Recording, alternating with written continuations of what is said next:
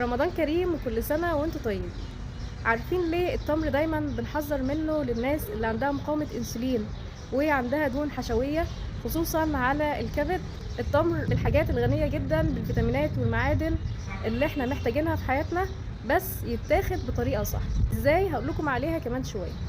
رغم ان المؤشر الجلايسيمي بتاعه منخفض الا انه بيخزن دهون على الكبد لو اتاخد بكميات كبيره. هو فيه جلوكوز وفيه فركتوز، بس اكتر نسبه موجوده من السكر في التمر هو سكر الفركتوز.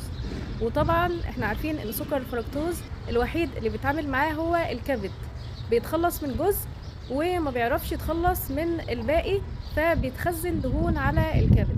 ده اللي احنا بنخاف منه من سكر الفركتوز.